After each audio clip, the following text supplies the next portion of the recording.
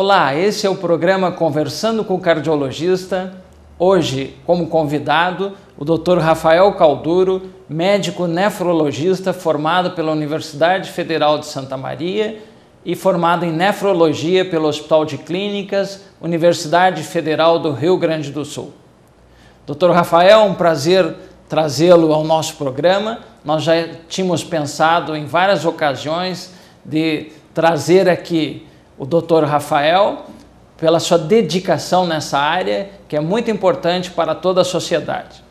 Antes de começar o programa, eu já conversava aqui com ele que esse assunto, embora já tenha várias vezes sido citado, colocado na mídia e até pelo próprio Dr. Rafael, nós temos que insistir com esses temas tão importantes para a comunidade, e o transplante é um deles. Claro, antes do transplante, nós temos que trabalhar na prevenção primária e falamos aqui na questão de como evitarmos um infarto, uma insuficiência cardíaca, uma insuficiência hepática, as hepatites que estão por aí, uma insuficiência renal, onde nós sabemos que o número de litíases renais é muito incidente. Então, são formas que nós temos que atuar como um todo para a melhora da comunidade. Mas quando isso não é possível, e nós esgotamos todas as medidas terapêuticas que dispomos, nós vamos para o transplante. E para ir ao transplante, nós temos que ter uma organização. Existe um órgão que é um setor de captação de órgãos no estado do Rio Grande do Sul. Está centrado em Porto Alegre e tem a sua representação em Santa Maria com o Dr. Rafael Calduro. Então, Dr. Rafael, nós gostaríamos que você colocasse como funciona essa entidade e como nós podemos colocar para os telespectadores ficarem bem informados no caso de uma necessidade de um paciente, um familiar, um amigo ser transplantado. Isso aí. Então, é um prazer meu estar aqui contigo. Acho que é uma função social a gente estar passando conhecimento sobre esse assunto que a gente tem um pouco de dúvida. A comunidade tem um pouco de dúvida, sempre é importante esclarecer isso. A questão das insuficiências que tu falava, insuficiência cardíaca, insuficiência renal, insuficiência hepática, a insuficiência dos órgãos que causam a necessidade de um transplante. Acho que a gente tem que trabalhar na comunidade com prevenção, nós conversávamos isso antes, para evitar que os órgãos sejam insuficientes e para que as pessoas não precisem de uma hemodiálise, ou entrar numa lista de espera para um transplante, seja ele de coração, fígado, o que for. Essa estrutura toda de captação e transplante é bem gerenciada pelo Estado, né? Isso é centralizado em Brasília, cada estado tem uma central estadual de transplantes, a nossa central fica em Porto Alegre, é ela que gerencia o nosso trabalho em Santa Maria, como nas outras cidades do estado, e na cidade esse gerenciamento é feito pela Comissão Intra-Hospitalar de Captação de Órgãos e Tecidos. Essa comissão existe no Hospital de Caridade e também existe no Hospital Universitário. É essa comissão lá dentro do hospital que organiza a captação de órgãos e fornece, então, a possibilidade do transplante. Porque o transplante é uma forma terapêutica muito importante, que a tecnologia nos deu essa possibilidade de mais um passo no tratamento do paciente, e é um passo tecnológico, né? E esse passo só pode ser dado se a gente tiver um órgão doado. Então, na verdade, a gente precisa, para oferecer essa tecnologia para o paciente que está precisando, a gente precisa que a comunidade também aceite isso. Então, a tecnologia avançou para a gente dar mais saúde, ou preservar mais saúde, ou alongar a vida da comunidade. Por outro lado, nesse aspecto, a comunidade tem que contribuir com a doação do órgão. Sem doação, não tem transplante. Então, essa doação tem que ser bem feita, bem organizado, de uma forma transparente, para que todo mundo saiba quais são os passos e para que todo mundo queira doar também. Acho que é um assunto delicado e esse delicado exige que a gente seja transparente. Então, todo o processo entre a morte cerebral, que é uma discussão necessária para a gente clarear o que é isso, até a distribuição dos órgãos, até o transplante, tudo isso é pautado, organizado e vigiado, fiscalizado pela Central de Transplante do Estado. Então, todo esse processo ele é organizado.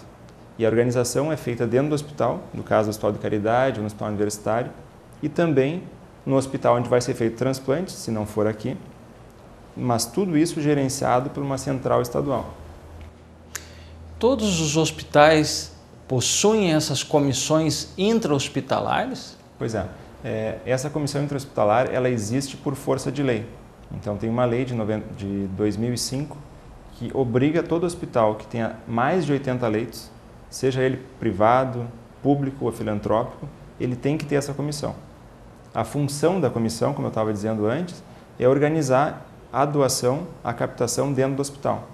E além disso, e talvez mais importante, tão importante quanto isso, seja divulgar isso para a comunidade hospitalar e para a comunidade como um todo. Para que esses passos que a gente cuida para serem dados de forma organizada dentro do hospital, não seja um feudo de conhecimento só da comissão. Na verdade, as pessoas doam mais quando conhecem mais o processo. Então, também a nossa função é dizer para a população como é que as coisas funcionam, né? Não sei se é o caso, mas assim, vamos imaginar uma situação de um paciente que teve um traumatismo crânioencefálico, que é uma das causas que podem levar à morte cerebral. Esse paciente, cada vez menos, mas ainda assim e hoje, pode evoluir para um estado que a gente pode ter dúvidas se o paciente está em coma ou se o paciente está em morte cerebral. E essa dúvida, ela tem como ser esclarecida em 100%. A gente não diminui a dúvida, a gente exclui a dúvida fazendo um protocolo. Esse protocolo é protocolo de morte cerebral. E esse protocolo são 3 etapas. É feita por 2 médicos, um dos 2 médicos tem que ser neurologista, e a terceira etapa é um exame complementar, um exame de imagem, que vai confirmar aquilo que os 2 exames anteriores mostraram, ou seja, que não tinha atividade cerebral nas 2 ocasiões, mais um exame complementar que confirma que realmente aquele cérebro não está vivo, aquele cérebro está morto, e aí começa então o processo. O processo, ali está um paciente que evoluiu para o óbito, ali está um paciente que morreu, apesar dele estar na UTI, sendo ventilado por aparelhos e com o seu próprio coração batendo. Então isso tem que ficar bem claro. A partir do protocolo a gente sabe se o paciente está morto ou não. E a partir desse momento a comissão entra para fazer as próximas etapas. E a próxima etapa é conversar com a família. Talvez seja um momento extremamente delicado, é o pior momento que tem em termos de dor, de sofrimento, de perda, mas é a comissão que faz essa abordagem para ver se a família tem alguma ideia sobre o que está acontecendo e o que vai acontecer em termos de passos que ela vai ter que autorizar. A lei determina que a família tem que se pronunciar, se ela quer doar ou não quer doar. Se a família não se pronuncia ou se pronuncia negativamente a doação, acabou a doação. O processo que estava se iniciando já termina. Então, para ter uma doação, isso é muito importante que fique claro, assim, para ter uma doação, eu tenho que ter o protocolo de morte cerebral feito, confirmando morte cerebral, e eu tenho que ter o aceite da família por escrito, assinado, né? Sem essas 2 condições, não tem doação. Não existe como ter doação sem essas 2 condições muito bem feitas. E é isso que a gente cuida dentro do hospital. É para que isso tenha essa organização. A partir do momento que a família aceita, que eu acho que é um ato de extrema sublimação de dor, não é fácil isso, aí que começa uma corrida. A corrida para a gente conseguir levar aquele corpo, né, para o bloco cirúrgico, fazer as retiradas que têm que ser feitas e encaminhar via central de transplantes para quem vai ser os órgãos que estão sendo doados. Bom, então nesse primeiro bloco nós tivemos uma explanação muito interessante, detalhada, de como funciona a equipe de captação de órgãos nos hospitais em Santa Maria e no Rio Grande do Sul. Nós voltamos no segundo bloco com maiores detalhes.